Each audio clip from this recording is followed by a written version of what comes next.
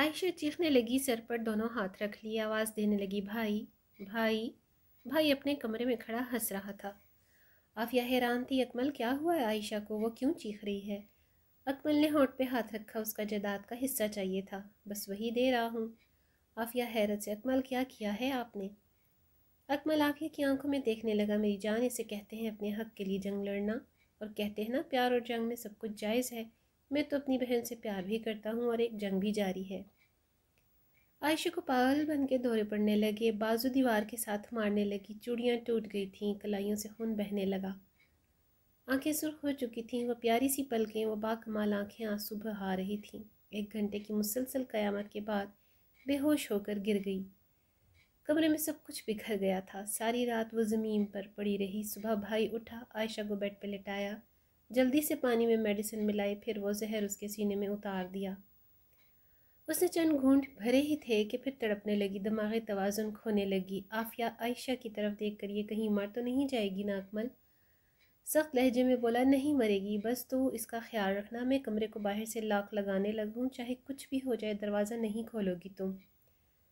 اکمل duty پہ چلا گیا۔ عافیہ حال میں ٹی وی آن کر کے بیٹھ گئی۔ دن کے 12 بج رہے تھے، عائشہ کو ہوش آ گیا، جسم میں جان نہیں تھی، درد سے برا حال تھا۔ آہستہ سے بولی، امی جان آ جاؤ، ساغر کو گئے 2 دن ہو گئے تھے۔ ساغر نے کال کی، موبائل کی گھنٹی بجنے لگی۔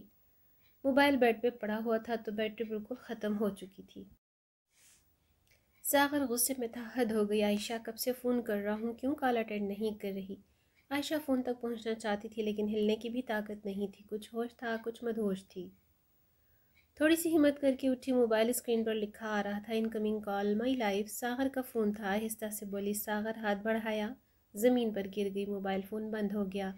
ساغر ناراضگی میں بولا، اب بھی میں کال نہیں کروں گا، خود کرے گی تو بات کروں گا۔ بھوک پیاس سے نڈھال ہو چکی تھی، سفید چہرہ پیلا پڑ چکا تھا۔ آواز دینے لگی، بھابھی پانی دے دو، اللہ کے واسطے مجھے کوئی 1 گھونٹ پانی پلا دو، شام ہو گئی، کل وکیل نے آنا تھا، میڈیسن زہر کی طرح خون میں شامل ہو چکی تھی۔ میڈیسن صحنہ اثر دکھانے لگا۔ شام کو اکمل کمرے میں داخل ہوا، عائشہ اپنا ہوش کھو چکی تھی، بال بکھرے ہوئے، وہ ہر کسی کو جان سے مار دینا چاہتی تھی۔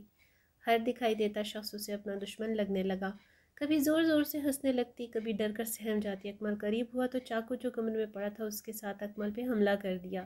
اکمل کے سینے پہ لگا تھا چاقو، خوش قسمتی سے جان بچ گئی۔ ہسپتال لے گئے، ڈاکٹرز نے دیکھا، بلڈ شوگر جو بھی ٹیسٹ کر سکتے تھے کیے، لیکن سب نارمل آ رہے تھے۔ ایک ڈاکٹر جو اکمل کے ساتھ ملا ہوا تھا کہنے لگا، مجھے لگتا ہے آپ کی بہن اپنا ذہنی توازن کھو چکی ہے، ہم اسے الیکٹرک شاک دے کر دیکھ سکتے ہیں، کل آپ میرے پرائیویٹ ہسپتال لے آنا، ابھی تو فی الوقت آپ اسے گھر لے جائیں اور کوئی بھی اس کے قریب نہ جائے۔ ہائے اپنوں کی منافقت، ڈبل ایم میں کیا ہوا شہزادی کو پاگل بنا دیا۔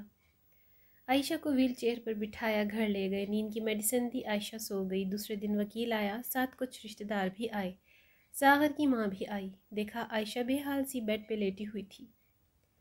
اکمل پاس بیٹھا رونے لگا، میری شہزادی سی بہن کو خدا جانے کیا ہو گیا، اچانک اسے ایسی حالت ہو گئی ہے۔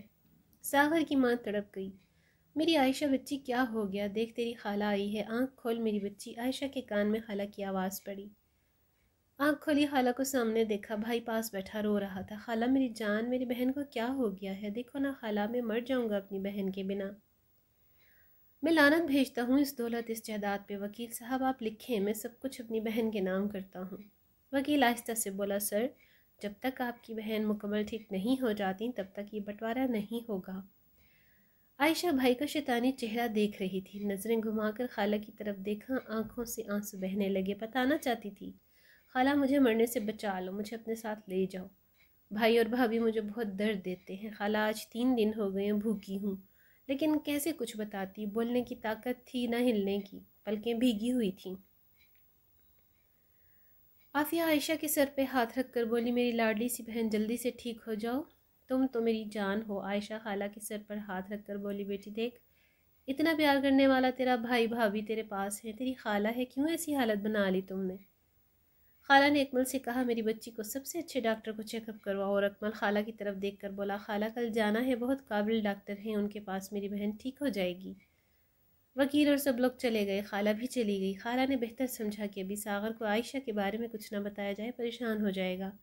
सागर पूछता तो माँ कोई ना कोई बहाना बहाना बनाकर बात टाल देती। खैर दूसरे दिन आयशा को साथ लिया डॉक्टर के पास चले गए। भाई डॉक्टर के सामने 5 लाख रखकर बोला, डॉक्टर साहब इसको बस पागल साबित कर दो। डॉक्टर 5 लाख देखकर बोला, पागल साबित करना कोई कौन सा मुश्किल काम है। इंस्पेक्टर साहब, आयशा को स्ट्रेचर पर लेटाया गया। आयशा भाई की तरफ देख रही थी, कहना चाहती थी, भाईजान मेरी जान कुर्बान आप पे, जी भर के अपनी बहन को दर्द दें। भाई भला बहनें भी कभी गिला करती हैं किसी दर्द का। अकमल पास खड़ा था, आयशा के हाथ से थोड़ी सी हरकत भाई का हाथ थामना चाहा। इतने में डॉक्टर आ गया। इलेक्ट्रिक शॉक लगाने वाली मशीन ऑन की, सर के साथ कुछ वायर लगाई, मशीन ऑन की। आयशा चीखने लगी, इतना दर्द कि जान निकल जाए। भाई कमरे के बाहर खड़ा था, चेहरा सुर्ख पड़ गया, आंखों से बेतहाशा आंसू बहने लगे। माँ याद आने लगी, माँ की गोद में सर रख कर सोना, भाई के साथ शरारतें करना। भाई कभी कुछ कह दे तो माँ के आंचल में जाकर छुप जाना। माँ भाई बदल गया है, देखना माँ मुझे पागल कर दिया भाई ने, दर्द नहीं सहता जा रहा। बार बार शौक दिया जा रहा था। आयशा को इतने शौक लगाए जाते कि वो भूलने लगी थी। वो 2 महीने गुजर गए। आयशा अब आयशा रही ही नहीं थी, बिल्कुल पागल हो चुकी थी। वकील आया, वसीयत लिखी, आयशा जायदाद नहीं संभाल सकती, वो पागल हो चुकी है।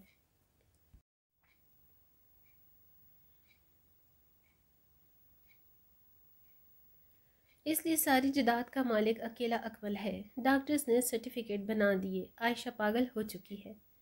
हाय इतना दर्द भला कौन देता है किसी को। अल्लाह देख रहा था, भाई का दरिंदा बन जाना, भाभी का दौलत की खातिर इतना बेहिस हो जाना।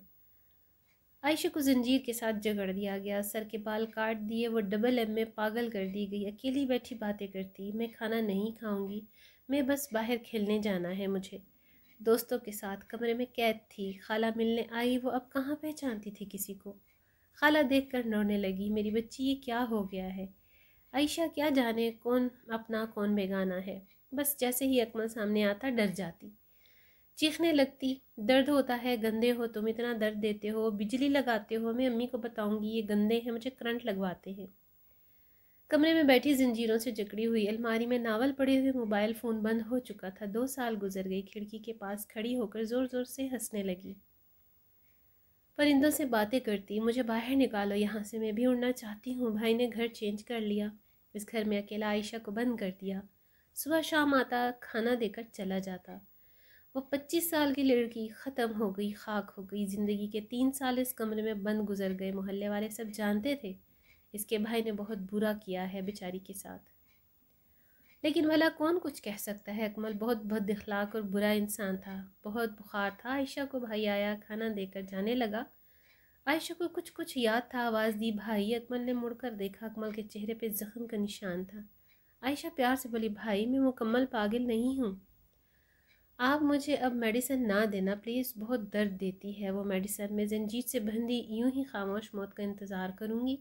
अकमल पत्थर दिल खामोश रहा, फिर प्यार से बोला, भाई सुना है अल्लाह ने आपको बेटा दिया है, कभी उसको लाना, मैं देखना चाहती हूँ उसे, चेहरे पे निशान ज़ख्म का कैसा है, अपना ख्याल रखा करो।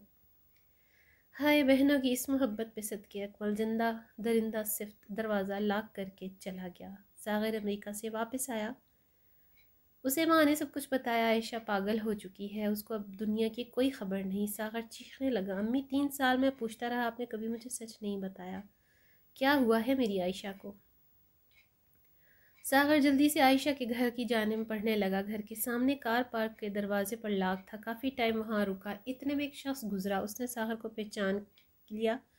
क्यों, सागर पहले भी आता था, 1-2 बार मुलाकात हुई थी। उस शख्स ने बताया, आयशा बेचारी बंद है पिछले 3 साल से इस घर में, उसका भाई दूसरे घर शिफ्ट हो गया है।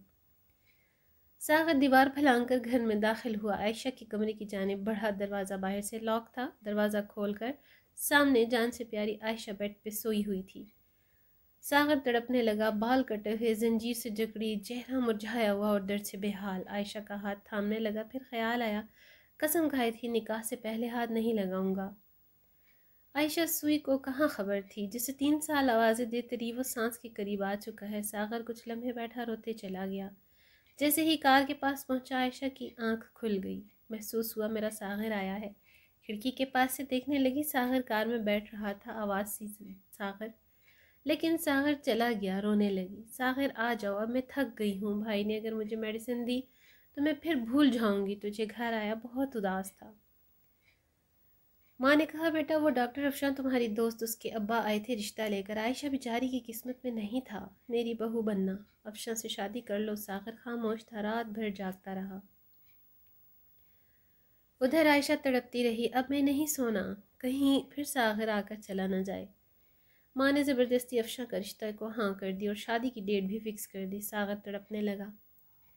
आयशा की वो मोहब्बत, मेरे बिना उसका तड़प जाना, उसका हाल हो जाना बेहाल, मेरे बिना उसका एक लम्हा ना गुजरना। आज उस पर क़यामत गुजरी तो कैसे उसे छोड़ दूँ।